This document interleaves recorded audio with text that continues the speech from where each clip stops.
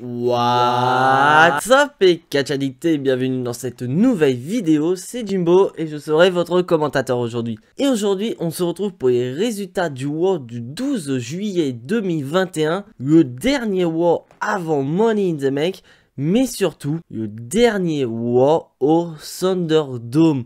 Oui, enfin on va avoir le retour des fans au prochain show qui sera SmackDown. Et franchement, ça fait du bien, on attendait ça avec impatience, ce retour des fans, vraiment des sensations authentiques, des bullshit, des This is Awesome authentiques. Franchement, je suis impatient d'être à SmackDown. Mais sur ce, trêve de blabla, let's go!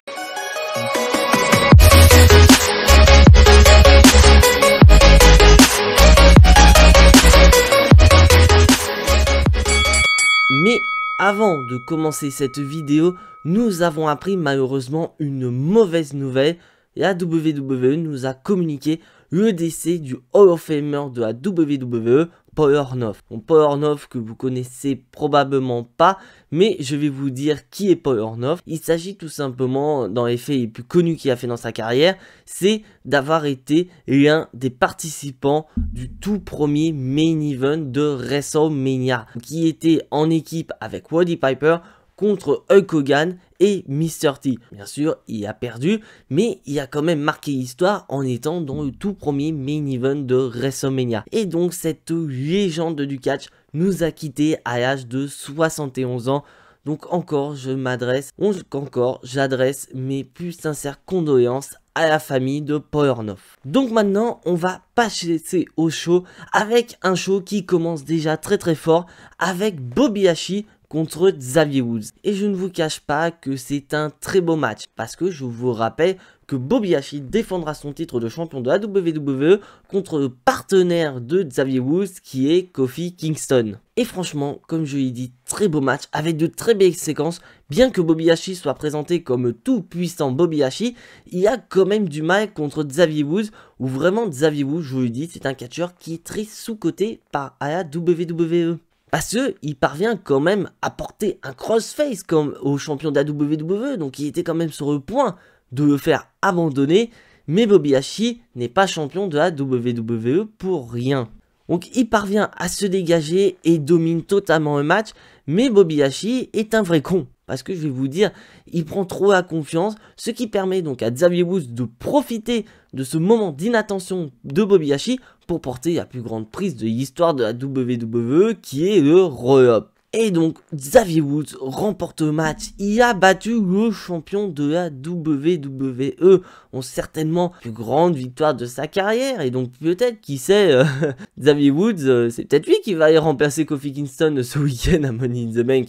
Bon, je déconne, le match est officialisé, mais quand même, pauvre Bobby Lashley qui est quand même passé pour un con, parce que comme je l'ai dit, Bobby Lashley affronte Kofi Kingston le week-end prochain, et la WWE, vous le faites perdre, mais de manière totalement conne. En plus, Kofi Kingston, il était aux abords du ring, donc lui, il a juste à appliquer la même tactique, attendre que Bobby Lashley domine, prenne la grosse tête et baisse sa garde pour porter un roll-up, et c'est bon. Kofi Kingston, tu fais cette stratégie-là, t'es champion WWE à Money in the Bank, je le dis honnêtement. Bon, là maintenant, on va passer à une séquence que j'ai pas du tout aimée, la séquence avec Jinder Mahal. Bon, Jinder Mahal est présent dans le ring, et je vais vous faire un résumé des épisodes précédents, car souvenez-vous, la semaine dernière, Jinder Mahal a pris l'épée de Drew McIntyre, l'héritage familial de Drew McIntyre, et donc Jinder Mahal, voilà, explique très clairement que Drew McIntyre lui a piqué son opportunité à Money in the Bank, donc Jinder Mahal lui pique son héritage familial. Mais après ça, Jinder Mahal dit voilà, on a quand même été des amis, on a fait partie d'une même équipe,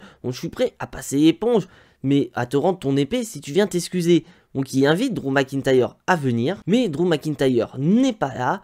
Il est sur l'écran géant, donc on voit vraiment un échange entre Drew McIntyre et Jinder Mahal qui n'est pas vraiment ouf. Et Jinder Mahal regarde l'épée de Drew McIntyre et il voit que l'épée est cassée en deux parce que ses acolytes ont aiguisé l'épée mais qui se sont ratés.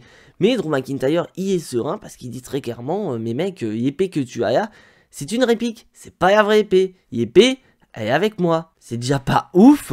Mais en plus, on voit Drew McIntyre sur l'écran géant qui est à côté de la moto personnalisée de Jinder Mahal. Et Drew McIntyre dit clairement, bah wow mec, conseil d'amis, ne viens jamais avec ton véhicule personnel parce qu'à tout moment, on peut t'y casser. Et donc Drew McIntyre le fait, il casse Yamamoto de Jinder Mahal. Donc là on voit un Jinder Mahal tellement énervé et franchement je suis tout aussi énervé que Jinder Mahal par rapport à cette rivalité car je vous rappelle que Drew McIntyre fait partie des participants pour le match Money in the Bank masculin qui aura lieu ce week-end.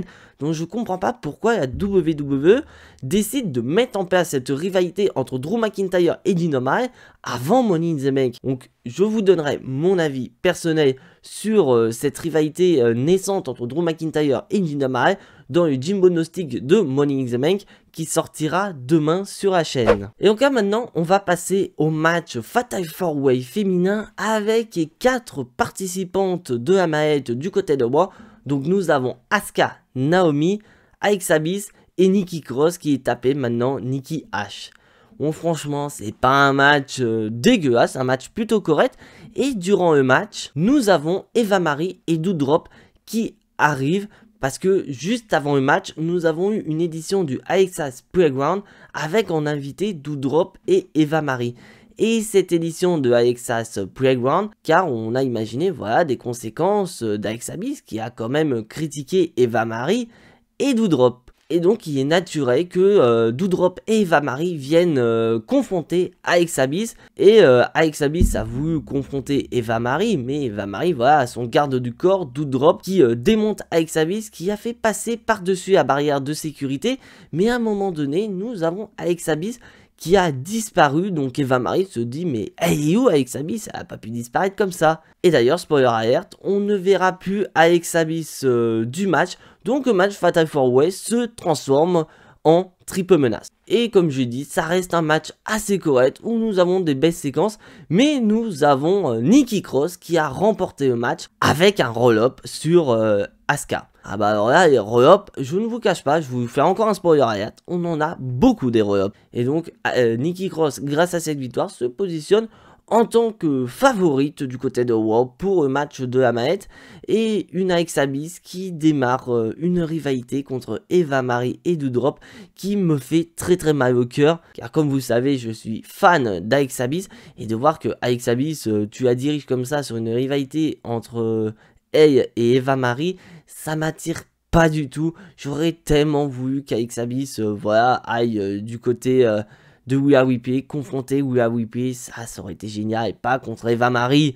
Bon, ça ne veut pas dire que je déteste Eva Marie, mais disons, voilà, ça va être un segment tellement horrible, ça va être du gâchis pour Alexa Bliss, et j'aimerais bien qu'Alexa Bliss retourne dans le main event féminin du côté de Raw, ça ferait du bien dans ce roster. Et donc maintenant, on repasse dans le ring avec nos champions par équipe de Raw, AJ Styles et Omos. AJ Styles prend le micro et dit très clairement que c'est à cause des Viking Raiders qu'AJ Styles n'a pas pu obtenir son opportunité pour avoir la manette Money in the Bank à Money in the Bank. Et d'un côté, AJ Styles n'a pas tout à fait tort. Car souvenez-vous, lors du match de qualification des AJ Styles, les Viking Raiders sont intervenus et ils ont neutralisé Omos, ce qui a entraîné une distraction des AJ Styles. Donc AJ Styles, il veut démolir les Viking Raiders. Et d'ailleurs, spoiler alert, on nous a informé que AJ Styles et Omos défendront leur titre par équipe contre les Viking Raiders. Car je vous rappelle que les Viking Raiders avaient remporté une bataille royale par équipe pour devenir les challengers numéro 1 officiels au titre par équipe de Raw d'AJ Styles et d'Omos, mais que la WWE n'avait pas communiqué quand est-ce que les Viking Raiders pourront utiliser ce droit à un match de championnat. Et donc ce soir, nous avons AJ Styles qui affronte Ivar et Omos qui affronte Eric. Et donc c'est AJ Styles qui ouvre le débat contre Ivar. Et c'est un match assez correct, ça m'a fait du bien de voir Ivar recatcher, parce que je vous rappelle que Ivar a quand même été blessé pendant un petit moment, donc voir combattre dans un match solo, ça fait du bien, sachant que quand même Ivar a un sacré gabarit, et de le voir faire des moves qui n'appartiennent pas à sa catégorie, ça fait du bien. Et le match se concrétise par Ivar qui parvient à surprendre AJ Styles avec un roll-up. Et si vous avez compté le nombre de roll-up que j'ai cité, nous sommes déjà rendus à 3 roll-up. Et on enchaîne aussitôt avec le prochain match, Eric contre Omos. Et clairement, c'est un match totalement différent que le précédent, car Omos domine totalement Eric, et c'est donc naturellement que Omos remporte le match en massacrant Eric. Et là, j'ai vraiment un gros problème dans cette construction de cette équipe AJ Styles et Omos, parce que, au final, ça fait vraiment passer AJ Styles comme le plus faible des deux, et qu'Omos, il est surpuissant. Alors qu'il faut pas oublier que AJ Styles, c'est pas n'importe qui. AJ Styles, c'est quand même un ancien 2 fois champion de la WWE, ancien champion intercontinental, ancien multiple champion des États-Unis. Et là, il est champion par équipe. Tu te dis, bordel, vous respectez pas AJ Styles, c'est pas possible. Alors que Omos, voilà, certes, il a un physique impressionnant, mais quand même, faire passer AJ Styles comme ça pour un faible, ça me dérange énormément. Et maintenant, nous avons le retour de notre champion des États-Unis, Sheamus. Parce que je vous rappelle que Sheamus a été blessé lors d'un match contre Humberto Carrillo. Donc Sheamus a eu le nez pété, donc il ne pouvait pas catcher pendant un moment. Et là, la WWE nous ont annoncé que Sheamus défendra son titre de champion des États-Unis contre Humberto Carrillo. Mais Sheamus ne voit pas ça du même œil. Car en effet, Sheamus attaque directement Humberto Carrillo dans les vestiaires, dans le but de ne pas avoir de match de championnat, ne pas défendre son titre contre Humberto Carrillo. Mais voilà, Humberto Carrillo, c'est un guerrier, il veut y aller, même s'il est blessé, on y va quand même. Et le match, mais quel match? Bah oui, parce qu'il n'y a pas eu de match, parce que tout simplement, Sheamus a porté un brogue kick pour battre Humberto Carrillo. Ça a été expéditif. Bon, n'empêche, ça a été moins expéditif que l'un des matchs de championnat de Sheamus qu'il y avait il y a quelques années quand il était champion de la WWE contre Zack Ryder, qui a dû durer 4 à 6 secondes au grand maximum. Mais ça ne suffit pas pour Sheamus, car il attaque aussitôt Humberto Carrillo, il le démolit. Mais après, Humberto Carrillo est sauvé par Damien Priest. Et là, franchement, je vous dis WWE, allez-y à fond, vous avez tout mon soutien. Je veux voir une rivalité entre Damien Priest et Sheamus pour le titre de champion des États-Unis. Ça ferait du bien. Et franchement, j'adore ce que font WWE de Sheamus. Car c'est vrai que j'avais peur que Sheamus, depuis un moment, avec ses rivalités complètement débiles contre Jeff Hardy par exemple, ça donnait plus l'impression que Sheamus, on oublie Sheamus, il est sur la fin de carrière. Et que là, maintenant, il est champion des États-Unis. Ça fait du bien. En plus, il combat des catcheurs qu'on ne voyait plus depuis un moment, donc comme Ricochet, Humberto Carrillo, et là qui entame une rivalité contre Damien Priest. Ça fait du bien que ce soit aussi bien pour Sheamus ou Damien Priest. Donc peut-être, qui sait, à Money in the Bank, on aura Sheamus contre Damien Priest pour le titre de champion des États-Unis. Et là, on passe au troisième match entre ces deux catcheurs, Ricochet contre John Morrison, mais cette fois-ci ce sera un Fall Count Anywhere match, donc c'est-à-dire un match où les tombées se font n'importe où. Et là franchement, très beau match, et franchement c'est dans la continuité des matchs qu'on a eu entre John Morrison et Ricochet lors des matchs précédents, et vraiment là, ces deux catcheurs nous ont utilisé cette stipulation à bon escient. Et nous avons une petite séquence, où Riddle y arrive, il vient donc gêner The Miz, parce que je vous rappelle que Miz est présent, et on voit bien que John Morrison des fois en profite d'utiliser The Miz, comme notamment faire un tombé à l'extérieur, parce que comme je l'ai dit, les tombés se font n'importe où, et donc John Morrison fait tomber sur Ricochet par exemple, et utilise The Miz pour gagner de la hauteur, donc pour rendre le tombé avec tricherie. Mais ça ne suffit pas, et donc Riddle arrive, et donc bascule The Miz de manière à pouvoir immobiliser. Et le match, franchement, après ça, il est encore meilleur que les précédents, je vous dis honnêtement, avec vraiment, comme j'ai dit, une très bonne utilisation du Fall Count Anywhere match, où nous avons une petite séquence en Gorilla Position, énormément de séquences à l'extérieur, et nous avons cette séquence où les deux catcheurs vont utiliser une échelle, Ricochet qui va s'étaler carrément sur l'échelle avec John Morrison qui est dessus. C'est génial, une très belle dédicace à Money in the Bank, parce que je vous rappelle que les matchs Money in the Bank sont avant tout des matchs de l'échelle. Et donc Ricochet remporte le match, et très belle victoire pour Ricochet. Maintenant on passe à un match féminin. La championne de Raw, Rhea Ripley, affronte l'une des championnes par équipe de la WWE, Natalya. Donc la WWE nous ont annoncé comme ça que Natalya rejoint les catcheuses pour le match Money in the Bank féminin. Et d'ailleurs WWE, continuez comme ça, quoi. Annoncez, parce qu'apparemment, il y a des rumeurs que la dernière participante serait, pourquoi pas, Sonya Deville. Hein. On verra ça à SmackDown. On va passer au match. Bon, c'est un match correct, mais c'est pas un match qui te hype énormément. Donc c'est naturel que Rhea Ripley remporte le match, mais qui a quand même battu une vétérante qui est quand même Natalya. Donc c'est une victoire très importante pour la championne, sachant qu'en plus, la championne, je vous rappelle, défendra son titre contre Charlotte Flair.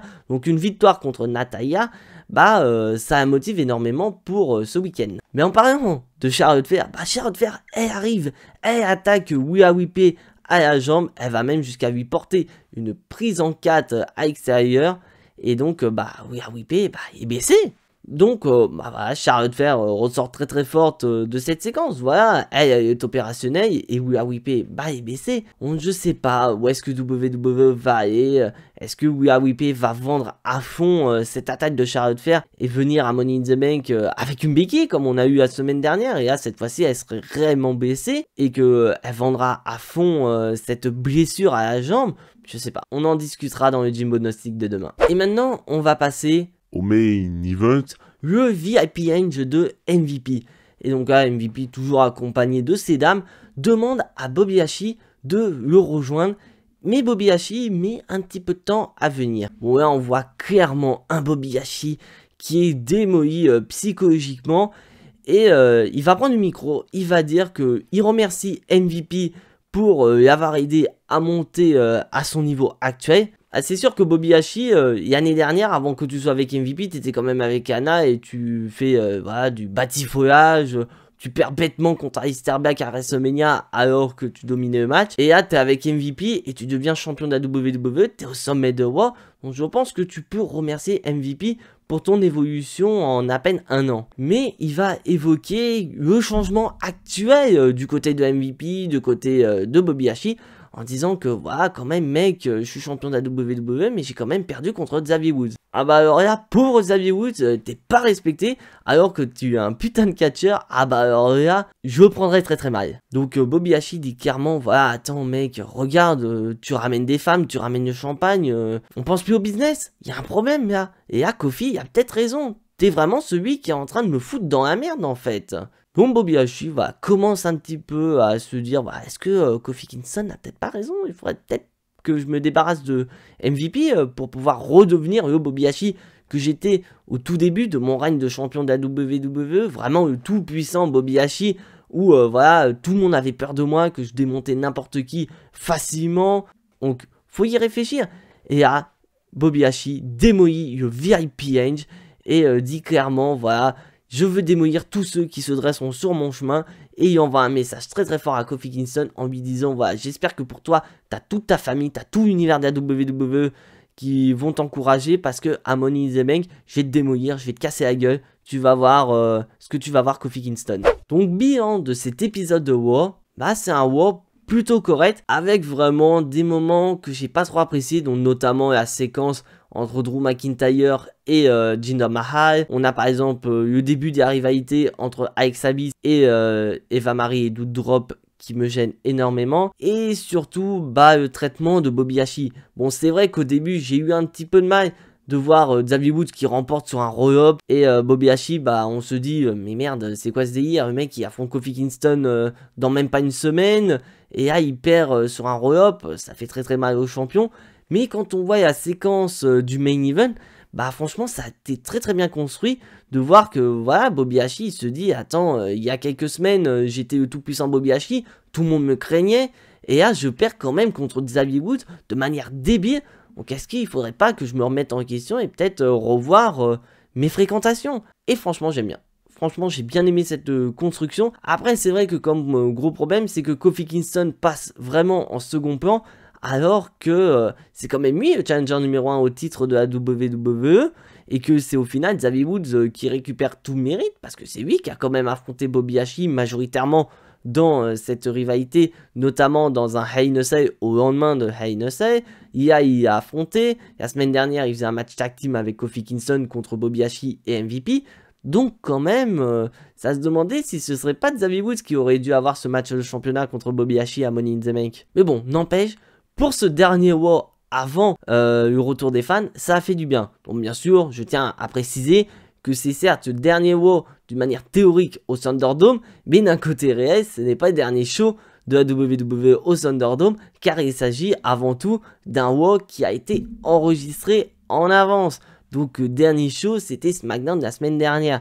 Et là franchement, je pense qu'on est tous d'accord. Dites-le moi dans les commentaires. Je pense qu'on est tous impatients d'être à SmackDown pour pouvoir avoir le retour des fans, notamment avec les matchs qui ont été annoncés du côté de SmackDown, notamment un match à 6 avec Roman Reigns et Uso contre Edge et Mysterio, ou encore Bianca Belair qui défend son titre contre Carmella. Franchement, j'attends avec impatience ce retour des fans. Ça fait du bien avec plus d'un an de show sans fans. Donc bien sûr, je ne compte pas WrestleMania 37 qui était un show exceptionnel parce qu'on repartait après dans le Thunderdome.